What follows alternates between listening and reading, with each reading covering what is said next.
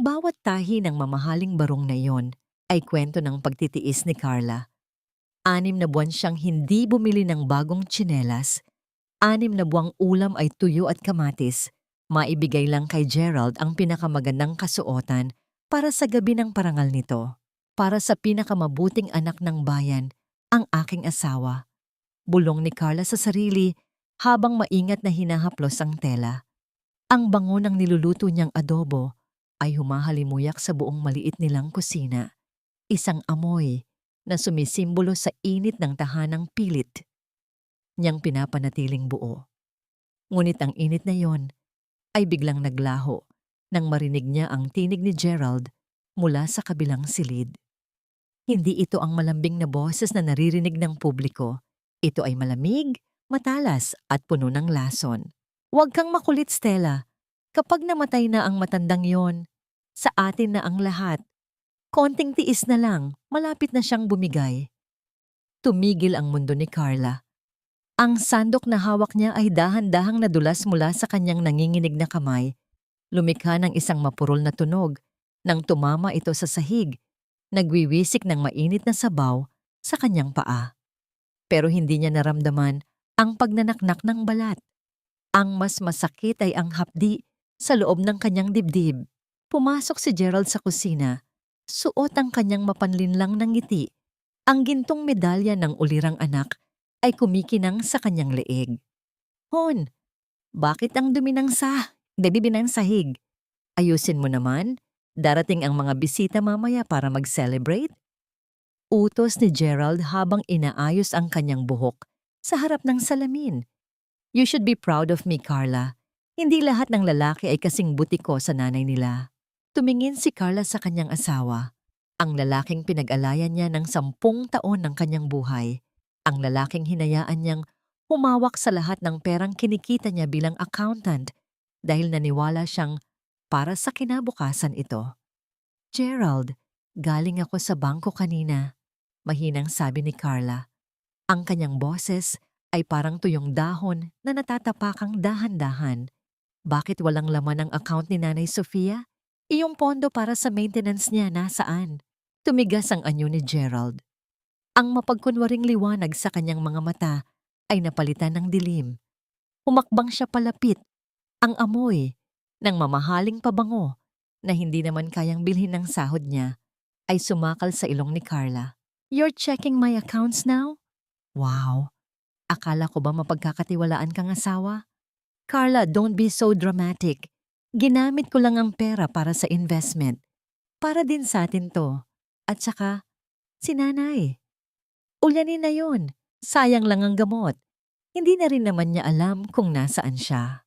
But she's your mother, Gerald. Halos mamatay ka sa harap ng kamera noong nakaraang linggo nung sinabi mong siya ang buhay mo. Halos pasigaw na, sabi ni Carla. Ngunit ang kanyang lalamunan ay parang may nakabarang bubog. Isang mapait na tawa ang kumawala sa mga labi ni Gerald. Kinuha niya ang sobreng nasa ibabaw ng mesa, ang sobreng naglalaman ng mga resibo ng paglipat ng pera sa isang private account na hindi alam ni Carla. Marahas niya itong kinuha at itinapon sa basurahan. Iyon ang kailangan ng mga tao, Carla. Isang kwento. At ikaw? Ang trabaho mo ay manatili sa likod ko, maglinis ng bahay at manahimik. Huwag mong kakalimutan na kung wala ako, pulubi ka pa rin hanggang ngayon. Utang na loob mo sa akin ang buhay na to. Tinalikuran siya ni Gerald upang tanggapin ang isang tawag sa telepono. Yes, Attorney Santos, isagawa na natin ang paglipat ng titulo bukas. Yes, hindi na makakapagsalita ang matanda. Naiwan si Carla sa gitna ng kusina. Ang adobong pinaghirapan niya ay nagsisimula ng masunog. Naglalabas ng maitim na usok na parang ang mga pangarap niyang nagiging abo. Tumingin siya sa kanyang mga palad. Magaspang, may mga paso at pagod. Lahat ng pagtitipid niya, lahat ng pagsusumikap niyang ayusin ang finances ng pamilya ay ginamit lamang ng asawa niya upang pondohan ang sarili nitong kasamaan. Ganito na lang ba ang halaga ko? Isang kasangkapan sa kanyang moro-moro. Habang pinapanood niya si Gerald na nagtatawanan sa telepono, isang malamig na determinasyon ang gumapang sa kanyang kalamnan. Ang accounting skills na akala ni Gerald ay pambahay lang, ang siya palang magiging lubid na sasakal sa kasinungalingan nito. Ngunit bago pa man siya makakilos, narinig niya ang isang malakas na kalabog mula sa silid ni Nanay Sofia sa itaas, sinundan ng katahimikan na mas nakakatakot pa sa anumang sigaw. Ang bawat hakbang ni Carla paakyat ng hagdan ay parang paghila sa isang mabigat na kadena. Ang marahas na pagtama ng katawan ni Nanay Sofia sa matigas na nara ng sahig ay umalingaw-ngaw sa kanyang pandinig, mas malakas pa sa tibok ng sarili niyang puso. Nadatnan niya ang matanda na nakahandusay, ang isang kamay ay pilit na umaabot sa baso ng tubig na basag na sa tabi nito. Ang tubig ay humalo sa alikabok sa sahig, parang mga pangarap ni Carla na unti-unti ring nagiging putik. "Nanay!" Mabilis na lumuhod si Carla. Hindi alintana ang mga piraso ng bubog na bumaon sa kanyang tuhod. Ang balat ni Nanay Sofia ay kasing lamig ng yelo at ang kanyang mga mata ay dilat, puno ng takot na hindi maipaliwanag. Ano na namang drama ito? Pumasok si Gerald sa silid. Hindi nagmamadali. Ang kanyang mga kamay ay nasa bulsa, habang ang gintong medalya ay umuugoy-ugoy sa kanyang dibdib. "I told you, Carla. She's getting worse. Kakatake lang niya ng vitamins na binigay ko, baka nahilo lang." Vitamins? Hinarap siya ni Carla. Ang kanyang mga kamay ay nanginginig habang inaalalayan ang biyenan. "Gerald, tignan mo siya. She's convulsing. Kailangan nating tumawag ng ambulansya." "No!" Mabilis at matalim ang sagot ni Gerald. Ngunit agad din itong nagbago. Lumambot ang kanyang mukha nang marinig ang ingay ng sasakyan sa labas. Ang mga bisita. Huwag nating guluhin ang gabi. I'll carry her to bed. Stressed ka lang, Hon? Go down. Asikasuhin mo ang mga bisita. Ako na ang bahala sa nanay ko. Sa mga sumunod na oras, si Carla ay naging isang estatwa ng pagsunod. Nagsilbi siya ng pagkain, ngumiti sa harap ng mga opisyal ng barangay, at tumanggap ng mga papuri para sa kanyang bayaning asawa.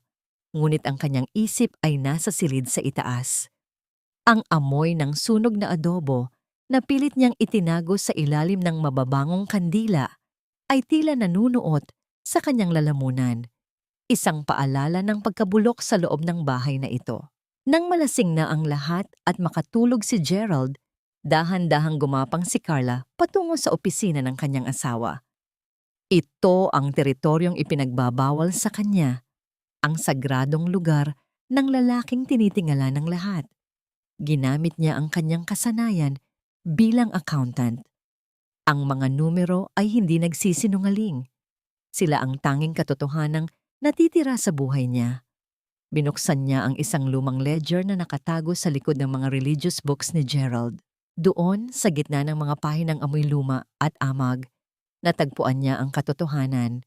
Ang kanilang bahay, ang tanging alaala ng namayapang ama ni Gerald para kay Nanay Sofia, ay naisangla na sa isang bangko sa ilalim ng isang pekeng pirma. Hindi lang iyon, nakita rin niya ang isang resibo mula sa isang butika para sa isang gamot na hindi naman para sa puso. Ang gamot na yon, kapag ibinigay sa isang taong may stroke, ay unti-unting sisira sa kakayahan nitong magsalita at kumilos. Isang chemical cage, isang kulungang gawa sa lason. "You monster," bulong ni Carla. Ang kanyang luha ay pumatak sa papel, nagpapalabo sa mga numerong nagsisilbing hatol ng kamatayan para sa kanyang biyenan. Sa ilalim ng liwanag ng isang maliit na lampara, nakita niya ang isang dokumentong mas masahol pa. Isang last will and testament na may petsang kahapon lang. Nakasaad doon na ang lahat ng lupain sa probinsya at ang natitirang pera ay mapupunta kay Gerald, at ang asawa nitong si Carla ay tinatanggalan ng anumang karapatan dahil sa mental instability. Inihahanda na ni Gerald ang kanyang paglaya at ang kulungan para kay Carla. Biglang bumukas ang pinto. Ang anino ni Gerald ay humaba sa dingding. Tila isang higanting halimaw na handang lumamon. Ang aga mo namang nagtatrabaho, hon. Ang boses ni Gerald ay puno ng sarkasmo. Ang amoy ng alak ay humalo sa lamig ng gabi. Hindi ba sabi ko sa'yo, stop playing accountant? Baka kung ano pa ang makita mo. At baka hindi mo magustuhan ang sunod na mangyayari. Humigpit ang hawak ni Carla sa folder. Sa unang pagkakataon, hindi siya yumuko. Investment ba ang tawag dito, Gerald? O murder? Isang nakakangilong katahimikan ang bumalot sa silid. Ang tanging naririnig ay ang mabigat na paghinga ni Gerald at ang mahinang tunog ng hangin sa labas na humahampas sa bintana. You know, Carla, lumakad si Gerald pumasok. Dahan-dahang isinasara ang pinto sa likod niya. The problem with smart women like you is that they don't know when to play dumb. Akala mo ba makakalabas ka dito dala ang mga papel na yan? Isang nakakangilabot na tawa ang kumawala sa mga labi ni Gerald. Hindi ito tawa ng isang taong huli sa akto, kundi tawa ng isang maninila na alam na walang kawala ang kanyang biktima. Humakbang siya palapit. Ang bawat pag-apak niya sa sahig ay tila pagdurog sa natitirang tapang sa dibdib ni Carla. Murder? Masyado kang malikhain, Carla. Siguro dahil iyan sa mga telenobelang pinapanood mo habang naglalaba, sabi ni Gerald habang dahan-dahang tinatanggal ang kanyang kurbata. Ang tawag dito ay practicality. Bakit natin hahayaang mabulok ang yaman sa ilalim ng una ng isang matandang hindi na alam kung anong araw na ngayon? Pinapabilis ko lang ang proseso para naman maranasan natin ang buhay na nararapat para sa atin. Para sa iyo, Gerald, hindi para sa atin. Sagot ni Carla. Pilit na pinapatatag ang kanyang boses kahit na ang kanyang mga tuhod ay parang nanlalambot. Ginamit mo ang pangalan ko, ang lisensya ko bilang accountant, para linisin ang maruming pera mo. Kapag nalaman ito ng mga awtoridad, hindi lang ikaw ang babagsak, isasama mo ako. Biglang nagbago ang ekspresyon ni Gerald. Ang mapagkunwaring katuwiran ay napalitan ng isang mapanganib na talim sa kanyang mga mata. Mabilis pa sa kidlat, hinablot niya ang panga ni Carla. Pinipilit itong tumingala sa kanya. Naramdaman ni Carla ang magaspang na balat ng asawa at ang amoy ng alak na tila lason sa kanyang mukha. Listen to me carefully, my dear wife. Bulong ni Gerald, ang boses ay parang haplos ng isang ahas. Sino ang paniniwalaan nila? Ang ulirang anak na binigyan ng parangal ng bayan? O ang asawang ilang buwan nang hindi lumalabas ng bahay dahil depressed at may mental breakdown? Alam mo ba kung anong nasa medical record mo sa doktor na kaibigan ko? You are unstable, Carla. Kahit anong sabihin mo, kahit anong ipakita mong papel, iisipin lang nila na guni-guni mo yan. Nanigas ang buong katawan ni Carla. Doon niya naintindihan ang lalim ng hukay na hinukay ni Gerald para sa kanya. Hindi lang ito tungkol sa pera. Tungkol ito sa pagbura sa kanyang pagkatao. Ang hiya o sipayo na nararamdaman niya ay hindi na para sa sarili, kundi para sa kabaliwan ng taong pinangakuan niyang mamahalin habang buhay. Utang na loob mo sa akin ang lahat, Carla. Patuloy ni Gerald habang dahan-dahang binibitawan ang panga niya na parang isang basurang itinapon. Sino ang kumuha sa'yo nung mabaon sa utang ang tatay mo? Sino ang nagbigay sa'yo ng magandang bahay na ito? Ako. Kaya huwag kang magmalinis. Dahil sa oras na subukan mong kumilos laban sa akin, titiyakin kong sa mental hospital ang bagsak mo at ang matandang iyon sa itaas. Mas bibilis ang pagpanaw niya. Iniwan siyang mag-isa ni Gerald sa loob ng madilim na opisina. Ang tanging liwanag ay mula sa screen ng laptop na nagpapakita pa rin ng mga ilegal na transaksyon. Naramdaman ni Carla ang malamig na pawis na dumadaloy sa kanyang likod.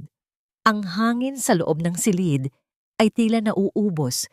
Sinasakal siya ng katotohanang siya ay isang bilanggo sa sarili niyang tahanan. Ngunit sa gitna ng dilim, nadama ni Carla ang isang matigas na bagay sa loob ng bulsa ng kanyang apron. Ang maliit na voice recorder na ginagamit niya dati para sa kanyang mga accounting notes. Pindot na ang button. Mula sa simula ng pag-uusap nila hanggang sa pag-amin ni Gerald sa kanyang balak, lahat ay nakatala. Hindi sapat ang mga numero. Kailangan niya ng boses ng katotohanan. Dahan-dahan siyang lumapit sa bintana, tinitignan ang gate ng kanilang bahay na nakakandado ng maigi. Sa itaas, narinig niya ang mahinang kalos ng kama ni Nanay Sofia. Isang huling hininga ng pag-asa. Alam ni Carla, wala na siyang oras. Bukas, dadalhin na ni Gerald ang matanda sa facility na sinasabi nito, at kapag nangyari iyon, wala nang babalikan pa si Nanay Sofia. Ang bawat segundo ng gabing iyon ay tumataginting sa pandinig ni Carla, hindi bilang tunog, kundi bilang isang mabigat na pasanin sa kanyang kaluluwa.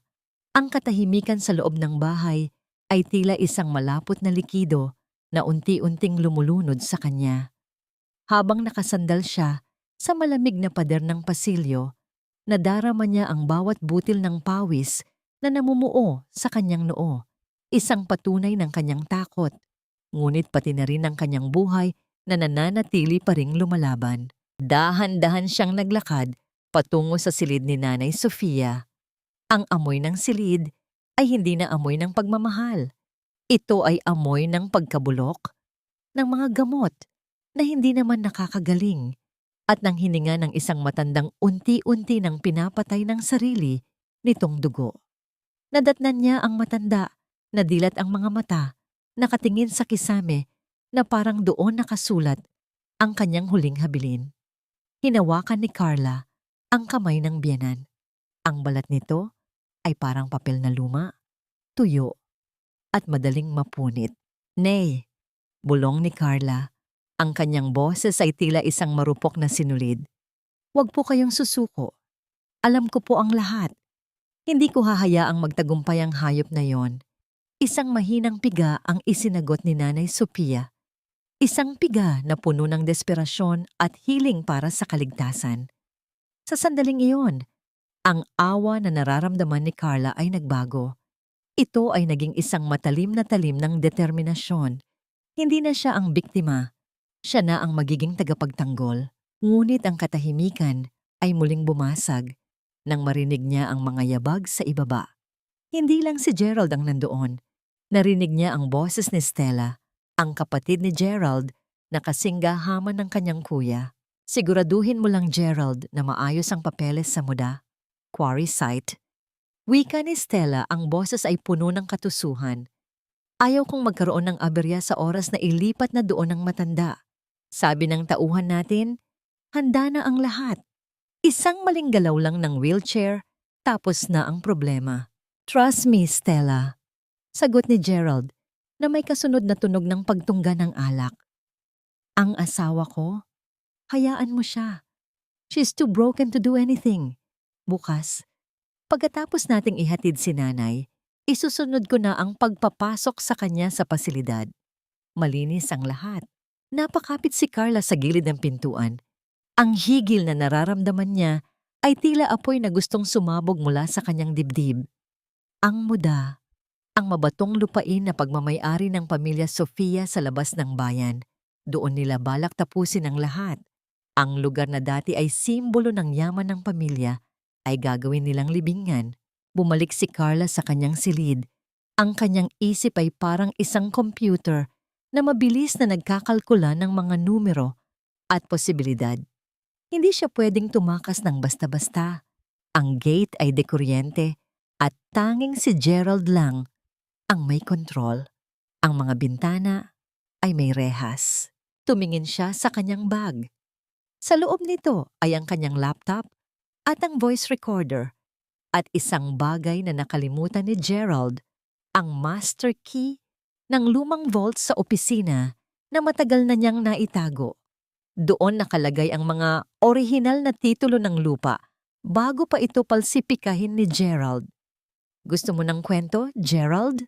Bulong ni Carla sa dilim, habang ang kanyang mga mata ay nagniningning sa galit at pag-asa. Ibibigay ko sa iyo ang katapusan na hindi mo inaasahan. Sa labas, ang langit ay nagsisimula ng magkulay ube. Ang huling hininga ng gabi, bago ang pagdating ng madugong umaga. Ang bawat pihit ng susi sa lumang vault ay parang isang panalangin pabulong sa gitna ng kadiliman. Malamig ang bakal Sa pagitan ng mga daliri ni Carla, isang lamig na humahaplos hanggang sa kanyang mga buto. Ngunit ang kanyang mga kamay ay hindi na nanginginig. Sa loob ng maliit na espasyong yon, amoy ng lumang papel at alikabok ang sumalubong sa kanya. Ang amoy ng katotohanang pilit ibinaon ni Gerald sa ilalim ng kanyang mga kasinungalingan nang makuha niya ang mga orihinal na titulo at ang katibayan ng tunay na pag-aari ni Nanay Sofia. Mabilis niyang isinilid ang mga ito sa ilalim ng sapin ng kanyang suot na corset. Ang bawat pahina ay tila nagbibigay ng init sa kanyang katawan. Isang sandata laban sa darating na unos. Ready ka na ba, Hon? Ang boses ni Gerald mula sa pintuan ay parang isang hagupit ng latigo. Mabilis na isinara ni Carla ang vault at humarap. Pilit na ibinabalik ang maskara ng isang takot at sunod-sunuran na asawa. Nakatayo doon si Gerald, suot ang kanyang salamin na nagmumukha siyang kagalang-galang, ngunit ang refleksyon ng liwanag sa lente nito ay tila mga mata ng isang lobo. Bakit ka nandito sa dilim? Sabi ko sa'yo, mag-impake ka na ng gamit mo. We're leaving in 10 minutes, sabi ni Gerald habang lumalapit. Inayos niya ang kwelyo ng blusa ni Carla, isang kilos na tila pagmamalasakit, ngunit naramdaman ni Carla ang pagdiin ng mga daliri nito sa kanyang leeg. Don't make this harder for us, Carla. Sumunod ka lang at magiging maayos ang lahat. Gerald, kailangan ba talagang dalhin si Nanay sa probinsya ngayon? Napakasama ng panahon. Mahinang tugon ni Carla, ang kanyang boses ay tila isang nagmamakaawang asawa. The facility is better there, you know that. Mas sariwa ang hangin, sagot ni Gerald, habang ang isang mapait na ngiti ay gumuhit sa kanyang mga labi. And Stella is already there. Hinihintay na niya tayo sa muda. Sa rest house malapit sa quarry. Naramdaman ni Carla ang pagbaligtad ng kanyang sikmura. Ang pagkakamali sa pananalita ni Gerald ay hindi isang aksidente. Ito ay isang pananakot. Isang mensahe na wala na siyang kawala. Pagbaba nila sa garahe, nakita ni Carla ang wheelchair ni Nanay Sofia na isinasakay na sa loob ng van. Ang matanda ay tila isang tuyong dahon na pilit na inilalagay sa isang kahon. Ang mga mata ni Nanay Sofia ay nakatitig kay Carla puno ng isang tahimik na pagsusumamo na nagpunit sa puso ng Hul. Pinihit ni Gerald ang susi ng sasakyan. Ang pag-andar ng makina ay tila isang hudyat ng kamatayan na gumagaralgal sa katahimikan ng madaling araw. Umupo si Carla sa tabi ni Gerald. Ang kanyang kamay ay mahigpit na nakahawak sa recorder sa loob ng kanyang bulsa. You look pale, Carla. Pansin ni Gerald habang dahan-dahan silang lumalabas ng Zate. Inabot niya ang seatbelt ni Carla at matapos itong ikabit, ay hinaplos ang kanyang pisngi. Relax. After today, wala na tayong iisipin pang problema. Magiging malaya na tayo. Habang binabaybay nila ang madilim at palikulikong daan patungo sa kabundukan, ang tanging tanglaw ay ang liwanag ng headlight na tila lumalamon sa kadiliman. Alam ni Carla na ang bawat kilometrong nilalakbay nila ay inilalapit sila sa bangin ng katotohanan. Sa malayo, nagsisimula ng bumuhos ang ulan. Mabibigat na patak na humahampas sa salamin ng sasakyan, tila mga luhang hindi na mapigilan ng langit. Nandito na tayo, malamig na sabi ni Gerald nang huminto ang sasakyan sa gilid ng isang matarik na bangin, kung saan ang anino ng mga dambuhalang makina sa muda ay tila mga halimaw na naghihintay ng kanilang biktima. Ang ulan ay hindi na lamang patak ng tubig. Ito ay naging isang malupit na tabing na pilit bumubura sa mundong iniwan ni Carla. Sa labas ng bintana ng sasakyan, ang muda ay tila isang dambuhalang sugat sa balat ng lupa, malalim, madilim, at puno ng matatalas na bato. Ang amoy ng basang lupa at limestone ay humahalo sa malansang amoy ng takot na namumuo sa loob ng van. Stella! Dito! Sigaw ni Gerald habang binubuksan ang pinto. Mula sa kadiliman, lumitaw ang anino ng isang babaeng nakasuot ng mamahaling kapote. Ngunit ang kanyang mukha ay hindi mababakas. ng anumang pag-aalala para sa may sakit na ina. Si Stella. Hawak niya ang isang flashlight na ang liwanag ay parang nanunuring mata sa gitna ng unos. Ang tagal niyo, kuya. Kanina pa ako nilalamok dito. Reklamo ni Stella. Ang kanyang taglish ay parang gasgas na plaka sa pandinig ni Carla. Bilisan na natin. The ground is getting slippery. Mas magmumulang accident kung itutulak natin ang wheelchair malapit sa gilid ng embankment. Nang sandaling iyon, naramdaman ni Carla ang matinding panginginig na tila nagsimula sa kanyang mga paa at unti-unting umakyat sa kanyang gulugod. Hindi iyon dulot ng lamig ng aircon o ng ulan sa labas, kundi ng nakakakilabot na kawalang hiyaan ng 2 taong kaharap niya. Ang utang na loob na paulit-ulit na ipinapamukha ni Gerald ay biglang nagmistulang hungkag. Isang mapait na biro, lalo na ngayong lantad na ang kanilang planong kitilin ang buhay ng sarili nilang ina. Carla, tulungan mo si Stella na ilabas ang wheelchair, utos ni Gerald. Ang kanyang boses ay wala ng bahid ng tamis. Ito ay malamig at puno ng awtoridad. Huwag kang tumingin ng ganyan. Ginagawa natin ito para sa ating lahat. Isipin mo ang utang ng pamilya mo na binayaran ko. Isang tulak lang at burado na ang lahat ng yon. Dahan-dahang bumaba si Carla. Ang bawat lapat ng kanyang paa sa maputik na lupa ay tila paglubog sa isang kumunoy na walang katapusan. Nilapitan niya ang likuran ng van kung nasaan ang wheelchair ni Nanay Sofia. Ang matanda ay nakabalot sa isang manipis na kumot. Ang kanyang mga mata ay nakapikit, na tila tinatanggap na ang kanyang malupit na tadhana. Ngunit nang hawakan ni Carla ang bakal na hawakan ng wheelchair, naramdaman niya ang init ng palad ni Nanay Sofia na humawak sa kanyang braso. Mahina, ngunit sapat na upang magising ang bawat himaymay ng kanyang pagkatao. Dalian mo na, Carla. Ang dami mo pang drama.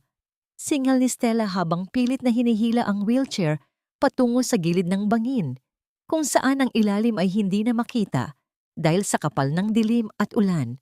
Tumingin si Carla kay Gerald. Ang kanyang asawa ay nakatayo lamang doon, naninigarilyo. Ang apoy ng sigarilyo ay tila nagniningas na mata ng isang demonyo sa dilim. Ganito na lang ba ang halaga ng buhay, Gerald? Ang tanong ni Carla ay halos malunod ng ingay ng kulog. Isang piraso ng lupa? Isang titulong gawa sa dugo? Huwag kang magmalinis, Carla. Sigaw ni Gerald habang lumalapit at dinuduro siya. Accountant ka, di ba? Alam mo ang math.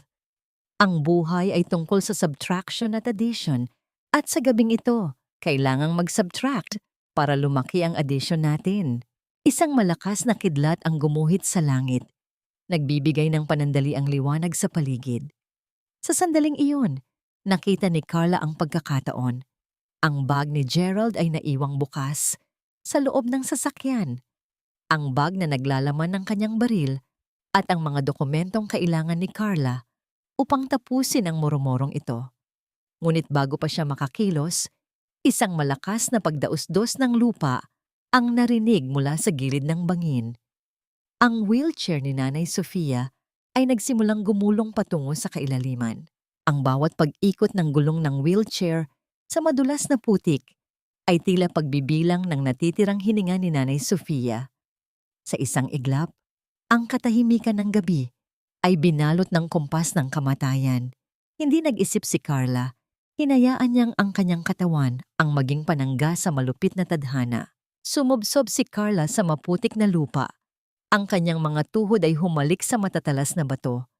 Ngunit ang kanyang mga kamay ay bumaon sa malamig at madulas na bakal ng wheelchair. Naramdaman niya ang bigat ng biyanan na tila hinihila ng kailaliman ng bangin. Ang kanyang mga kuko ay napuno ng itim na dumi at ang bawat kalamnan sa kanyang braso ay tila mapuputol sa tindi ng puwersa. Wag, Nay, hindi kita bibitawan. Gumaralgal ang boses ni Carla habang ang ulan ay humahalo sa kanyang pawis at luha. Sa likuran niya, narinig niya ang mahinang paghakbang ni Stella sa putikan. Walang pagmamadali, walang takot. Tanging ang tunog ng pagbukas ng isang payong ang namayani. Sayang naman, Carla. You almost had it. Sabi ni Stella, ang boses ay puno ng pangungutya. But look at you. You're literally begging in the dirt. Diyan ka naman talaga narapat, di ba? Isang hamak na accountant na nangarap maging bahagi ng pamilyang ito. Tigilan niyo na to, Stella, Gerald. Sigaw ni Carla habang pilit na hinihila ang wheelchair pabalik sa patag na bahagi ng lupa. Ang kanyang mga mata ay naniningkit sa tindi ng ulan, ngunit nakita niya ang anino ni Gerald na papalapit. Inihulog ni Gerald ang kanyang sigarilyo sa isang maliit na tubog ng tubig. Ang apoy nito ay agad na namatay, gaya ng anumang pag-asa na may natitira pang kabutihan sa kanyang puso. You're making a scene, Carla. At sa kasamaang palad, walang audience dito para palakpakan ang kabayanihan mo. Malamig na wika ni Gerald. Huminto siya sa harap ni Carla. Ang dulo ng kanyang mamahaling sapatos ay tumama sa nanginginig na daliri ng kanyang asawa. Bitawan mo na ang wheelchair. Let her go. Sabihin na lang natin sa pulis na hindi mo siya nakayang pigilan dahil sa dulas ng lupa. You'll be a victim too. Isn't that what you want? Sympathy? Hindi ako mamamatay tao na gaya nyo. Ang boses ni Carla ay umalingaw-ngaw, puno ng gigil na nagpatahimik maging sa ihip ng hangin. Lahat ng ginawa mo, Gerald. Ang paglustay sa pera ni nanay, ang pekeng gamot, ang pagpalsipika ng titulo, lahat yan ay nasa loob ng recorder na ito. Inangat ni Carla ang kanyang kabilang kamay. Ang maliit na itim na aparato ay kumikinang sa ilalim ng liwanag ng kidlat. At alam mo ba kung ano ang mas masakit, Gerald? Hindi lang ito recording. Nakasync ito sa cloud.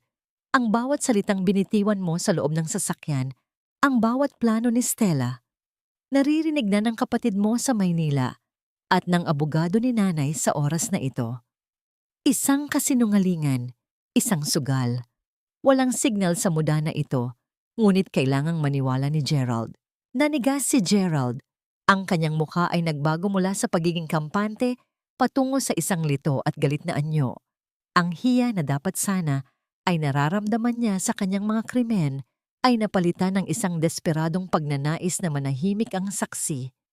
Ibigay mo sa akin yan, Carla, sigaw ni Gerald habang mabilis na sumusugod patungo sa kanya. Ngunit sa sandaling iyon, ang wheelchair ni Nanay Sofia ay muling gumalaw.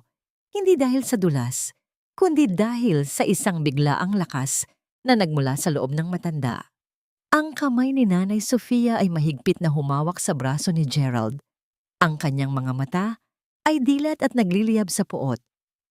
Gerald. Ang unang salitang lumabas sa labi ng matanda matapos ang ilang buwang pananahimik. Isang salitang parang hatol ng kamatayan. Ang bawat pantig ng pangalang binigkas ni Nanay Sofia ay tila isang kulog na yumanig sa katinuan ni Gerald. Ang tinig na yon, na dati ay puno ng pagmamahal at pagkalinga, ngayon ay parang isang kalawang na bakal na humihiwa sa katahimikan ng gabi.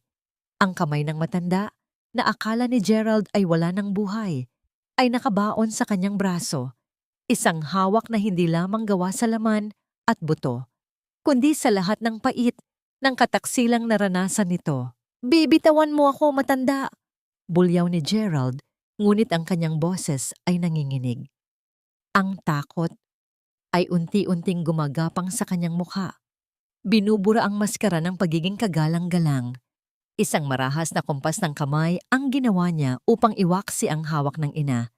Dahilan upang mabuwal si Nanay Sofia pabalik sa wheelchair. Gerald, tama na!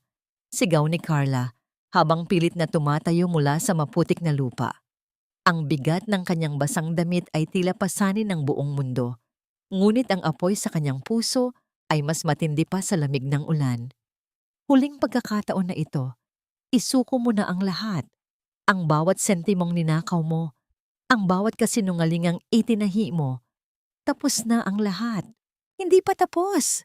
Singhal ni Stella na mabilis na lumapit at hinablot ang buhok ni Carla.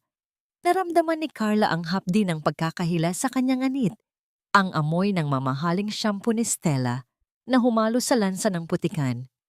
Ibigay mo sa amin ang recorder na yan. Akala mo ba matatakot mo kami sa cloud-cloud na yan? Sa liblib na lugar na ito, walang makakarinig sa'yo kahit gaano ka pa sumigaw.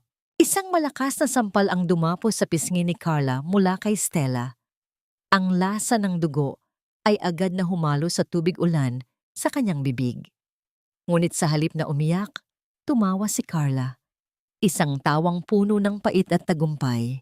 Sige, sapat na yan, bulong ni Carla habang tinitignan ang dalawang magkapatid na parang mga hayop na nag-aagawan sa isang bangkay.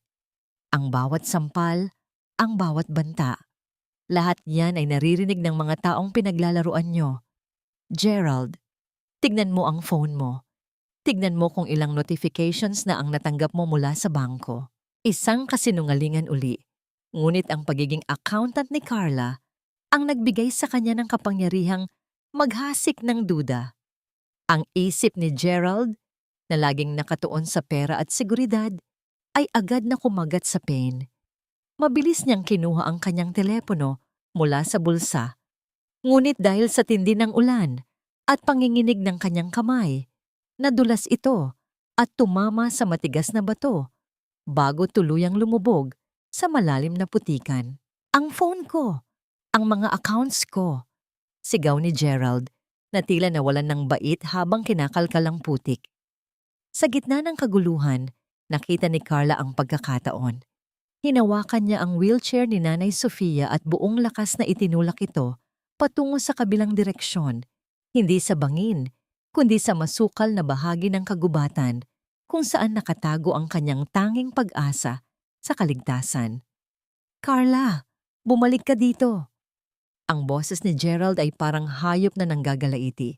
Naramdaman ni Carla ang hapdi sa kanyang mga binti habang tumatakbo sa gitna ng mga matatalas na dapo at sanga. Ang bawat paghinga niya ay tila may kasamang bubog, ngunit hindi niya pinansin ang pagod. Ang tanging nasa isip niya ay ang mukha ni Nanay Sophia na nakatingin sa kanya. Isang tingin na nagsasabing sa wakas, may isang taong hindi siya tinalikuran. Ngunit ang muda ay tila isang maze ng kamatayan. Habang papalayo sila, narinig ni Carla ang mabilis na yabag ng dalawang tao sa likuran nila. Ang anino ni Gerald ay muling humaba sa putik. Bit-bit ang isang piraso ng kahoy na kinuha mula sa mga debris sa paligid. Wala nang takasan, Carla. Ang bulong ni Gerald ay tila hininga ng kamatayan sa kanyang batok. Dito rin pala kayo magtatapos ng mahal mong biyenan. Ang bawat paghinga ni Carla ay tila paglunok ng apoy sa gitna ng malamig na ulan. Ang putik sa muda ay tila naging mga kamay na humihila sa kanyang mga paa. Pilit siyang ibinabaon sa lupang nais siyang lamunin. Sa likuran niya, ang bawat yabag ni Gerald ay parang hatol ng bitay, mabigat, sigurado, at puno ng puot. Carla, wala nang signal dito. Wala nang cloud. Pinagmukha mo akong tanga. Ang boses ni Gerald ay bumasag sa katahimikan ng gabi. Isang boses na wala ng bahid ng kagalang-galang na ulirang anak. Ito ang tunay na Gerald. Isang halimaw na nagkukubli sa likod ng mamahaling barong at mga donasyon sa simbahan. Nakarating sila sa isang dulo kung saan ang daan ay hinarangan ng mga dambuhalang tipak ng bato. Wala nang matatakbuhan. Iniharap ni Carla ang wheelchair ni Nanay Sofia sa kanya. Ginagawa ang sariling katawan na tanging depensa ng matanda. "Stay back, Gerald!" Sigaw ni Carla habang hawak ang isang matulis na piraso ng bato na napulot niya sa lupa. Ang kanyang mga kamay ay duguan. Ang kanyang mukha ay puno ng putik. Ngunit ang kanyang mga mata ay nagniningning sa isang uri ng tapang na hindi pa niya naramdaman kailanman. "You really think you're a hero, don't you?" Lumapit si Gerald. Dahan-dahang hinahampas ang hawak niyang kahoy sa kanyang palad. "You're just a pathetic accountant, Carla. Isang babaeng kinuha ko sa hirap para lang maging dekorasyon sa buhay ko. At ngayon, sisirain mo ang lahat para sa isang matandang wala ng pakinabang." "Pakinabang? Nanay mo siya, Gerald. Ang yaman na tinatamasa mo. Ang pangalang ipinagmamalaki mo. Lahat yan ay galing sa kanya."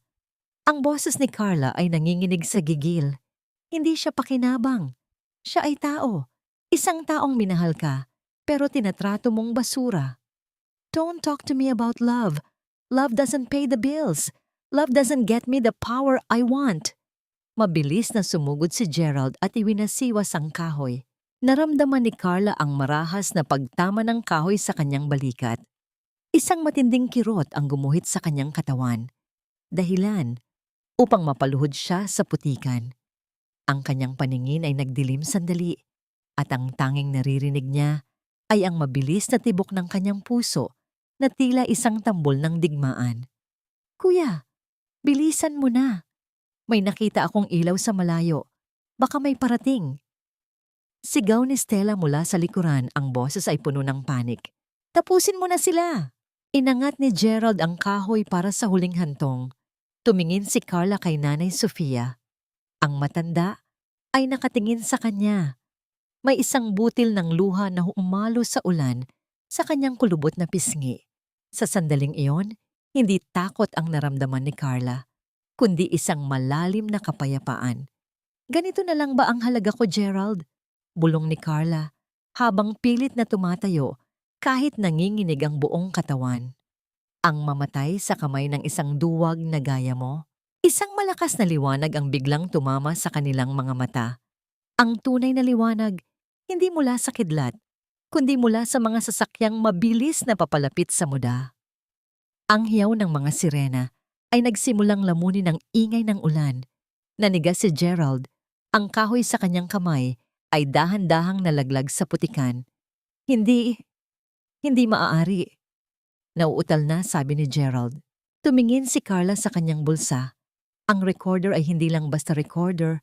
Ito ay isang GPS tracker na binili niya linggo na ang nakalilipas nang simulan niyang mapansin ang kakaibang kilos ni Gerald. At ang signal na sinasabi niya, hindi ito para sa cloud, kundi para sa mga awtoridad na kanina pa sumusunod sa kanila. Sabi ko sa'yo, Gerald, sabi ni Carla. Ang kanyang boses ay malamig at puno ng tagumpay, habang ang mga pulis ay nagsisimulang bumaba sa kanilang mga sasakyan. Ang mga numero ay hindi nagsisinungaling, at ang katarungan, minsan, ito ay dumarating sa gitna ng putikan.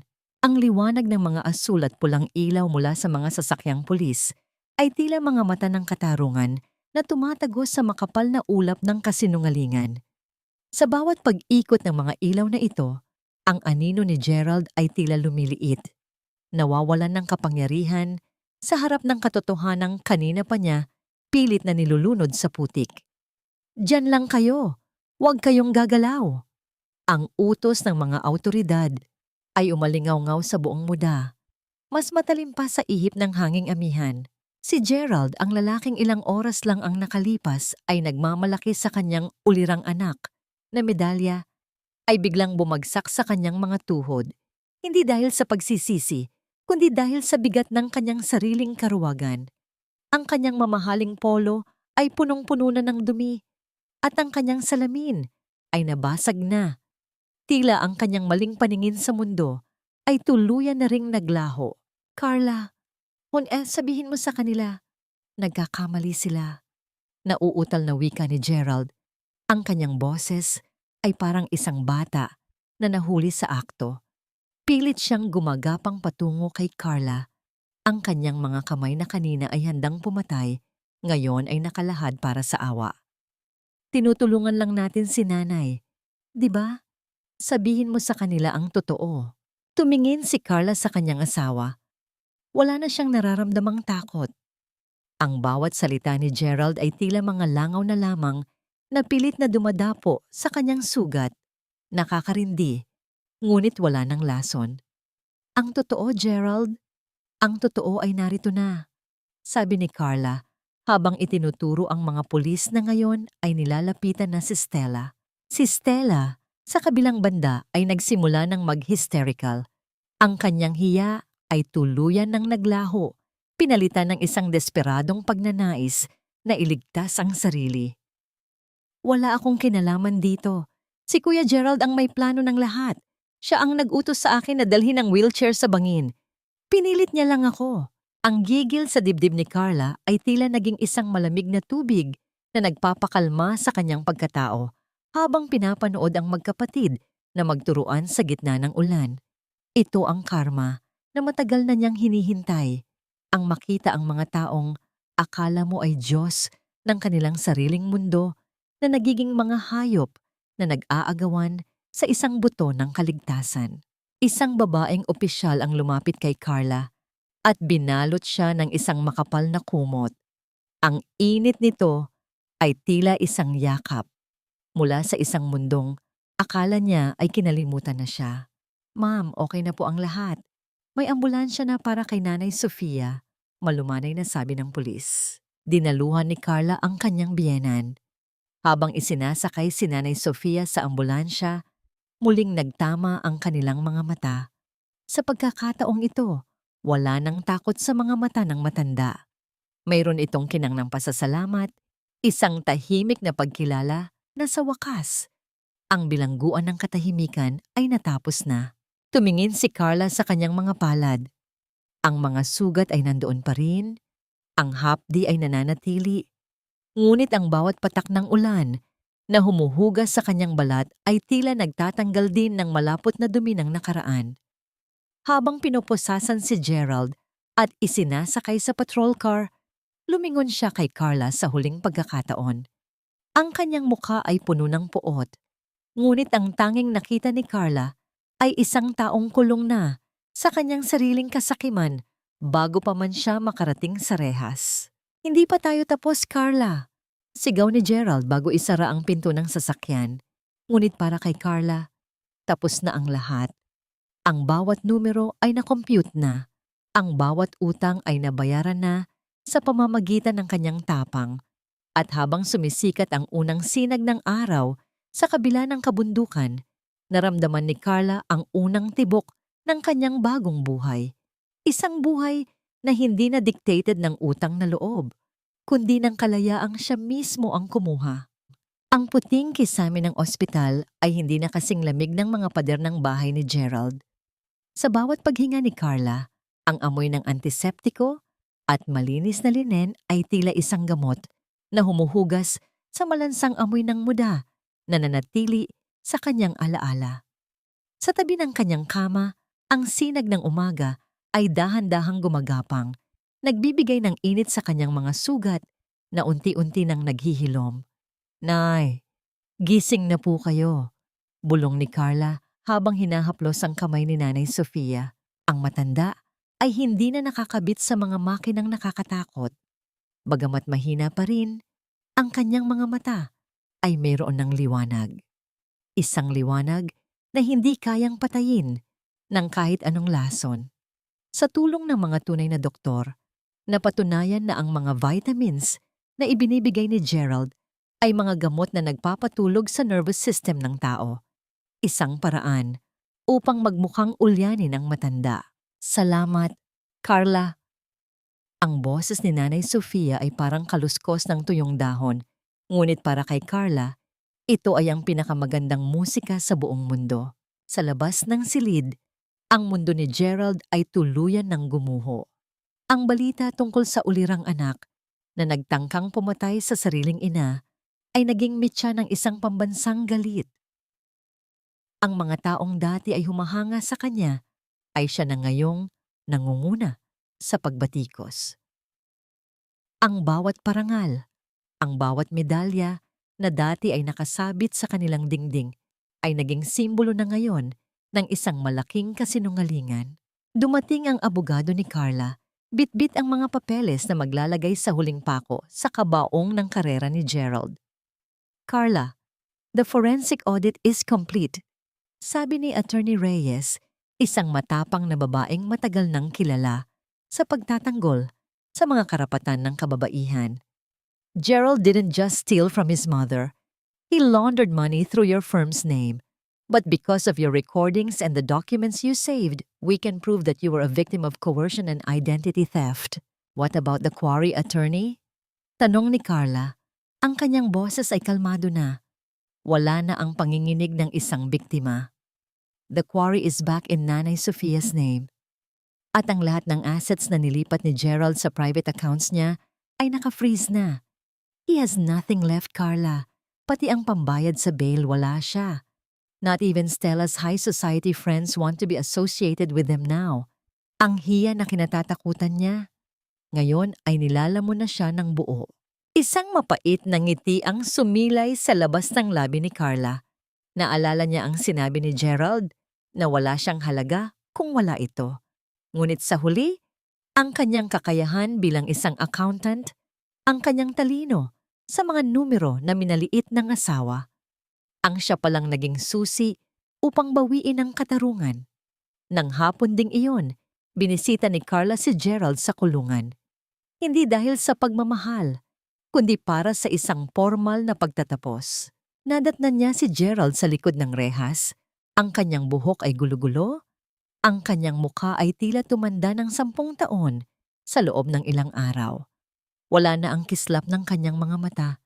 Tanging ang dilim na lang ng desperasyon ang natitira. Carla, please. Kailangan mo akong tulungan. Pagmamakaawa ni Gerald, ang kanyang mga daliri ay nakakapit sa bakal. Sabihin mo sa kanila na nagkamali ka lang ng interpretasyon sa mga files. You know I love you, di ba? Ginawa ko lang yun para sa future natin. Gerald, stop. Putol ni Carla. Ang kanyang boses ay kasing talim ng brilyante. Huwag mo nang gamitin ang salitang love. Binababoy mo ang kahulugan niyan. I'm here to give you this. Inilapag ni Carla ang isang folder sa maliit na lamesa sa harap ng rehas. Anong to? Affidavit of desistance? Tanong ni Gerald na may halong pag-asa. No, it's an annulment petition and a full confession of all your financial crimes with my signature as the lead witness. Sagot ni Carla. Ang future na sinasabi mo, mag-isa mo itong haharapin sa loob ng selda. Habang ako na ang magpapatakbo ng moda. Ako na ang mag-aalaga kay Nanay Sofia. At ang lahat ng perang ninakaw mo, ibabalik ko yun sa mga taong niloko mo. Tumalikod na si Carla. Hindi na nilingon ang mga sigaw at pagmumura ni Gerald na umalingaw-ngaw sa madilim na pasilyo ng presinto. Sa bawat hakbang niya palayo, nararamdaman niya ang paggaan ng kanyang balikat. Ang utang na loob na naging kadena niya sa loob ng 10 taon ay tuluyan ng naputol. Ang moda na dati ay naging saksi sa isang madilim na balak ay muli nang binubuhay ng ingay ng mga makina at tawanan ng mga manggagawa. Ngunit sa pagkakataong ito, ang bawat paghukay at pagdurog ng bato ay hindi na para sa kasakiman ng isang tao, kundi para sa kinabukasan ng isang buong komunidad. Nakatayo si Carla sa itaas ng embankment. Ang kanyang buhok ay hinahampas ng sariwang hangin ng umaga. Wala na siyang suot na mamahaling alahas o mga damit na pinilit ipasuot sa kanya ni Gerald upang magmukhang perpektong asawa. Nakasuot siya ng simpleng puting blusa at maong. Ang kanyang mga kamay ay may hawak na blueprint at calculator. Ang mga kagamitang dati ay ginamit upang itago ang krimen. Ngunit ngayon ay gamit na upang itayo ang katarungan. Ma'am Carla, handa na po ang payroll para sa linggong ito. Lahat po ng overtime ng mga bata ay naisama na. Sabi ni Mang Tomas, ang kapatas na dati ay tinatakot ni Gerald ngunit ngayon ay may bakas na ng respeto at ligaya sa mga mata. Salamat, Mang Tomas. Siguraduhin nating walang madadaya, kahit 1 sentimo. Ayaw kong may magutom dahil lang sa maling compute. Sagot ni Carla. Ang kanyang boses ay malumanay, ngunit may awtoridad na hindi matitibag. Tumingin si Carla sa ibaba, kung saan nakaupo si Nanay Sofia sa isang garden chair sa ilalim ng isang malaking puno ng nara. Kasama nito ang isang physical therapist. Bagamat dahan-dahan ang kilos, nakikita ni Carla ang unti-unting pagbabalik ng lakas sa mga braso ng matanda. Ang bawat ngiti ni Nanay Sofia ay tila isang medalya para kay Carla. Isang parangal na hindi gawa sa ginto, kundi sa tunay na pagmamahal. Dumating ang balita mula sa kanyang abogado. Ang hatol kay Gerald at Stella ay pinalna. Habang-buhay na pagkabilanggo para sa frustrated parricide at qualified theft. Ang lahat ng ari-arian na nakuha ni Gerald ng ilegal ay tuluyan ng kinumpiska ng gobyerno upang pambayad sa mga pinsalang nagawa nito. Ma'am, may sulat po galing sa kulungan. Iniabot ni Mang Tomas ang isang gusot na sobre.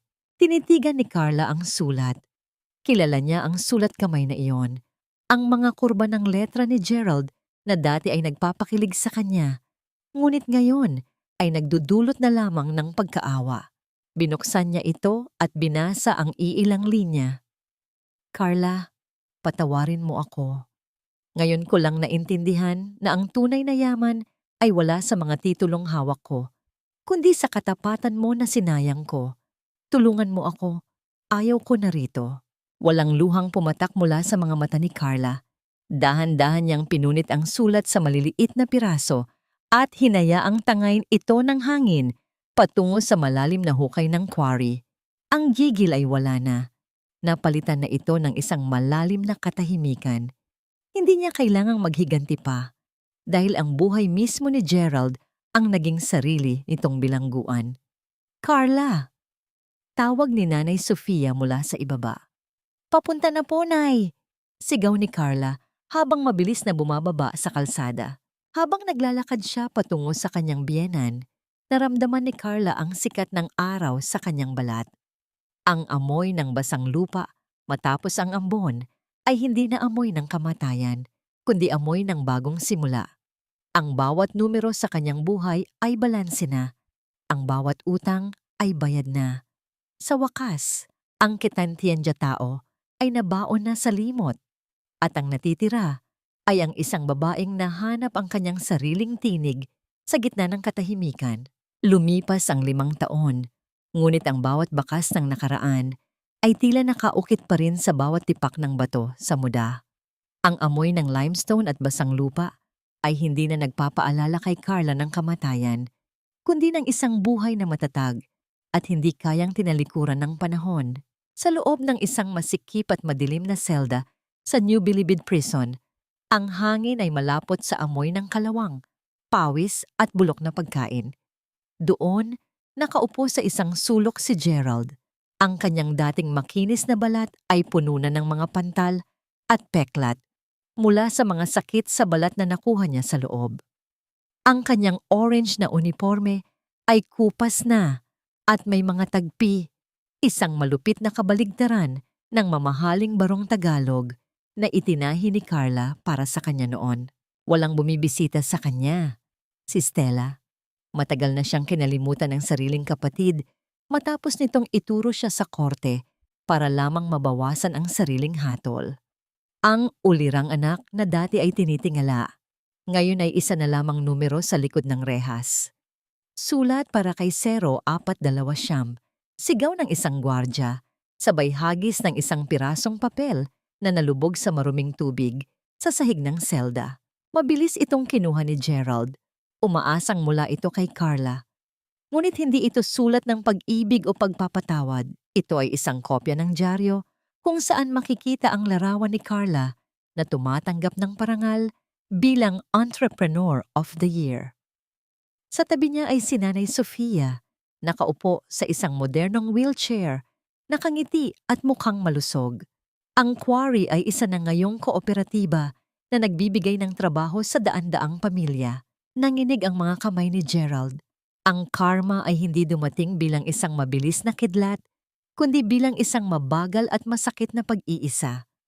Ang bawat gabing naririnig niya ang pagdaing ng ibang bilanggo ay paalala ng kanyang sariling kasakiman. Samantala, sa opisina ng quarry, iniinom ni Carla ang kanyang kape habang pinagmamasdan ang paglubog ng araw.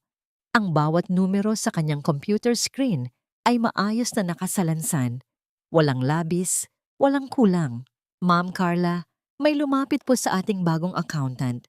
Mukhang nahihirapan po siya sa asawa niyang nanggigipit sa kanya, sabi ng kanyang sekretarya. Tumingin si Carla sa bintana. Ang kanyang refleksyon sa salamin ay nagpapakita ng isang babaeng hindi na nabubuhay sa anino ng iba. Papasukin mo siya, malumanay na sabi ni Carla.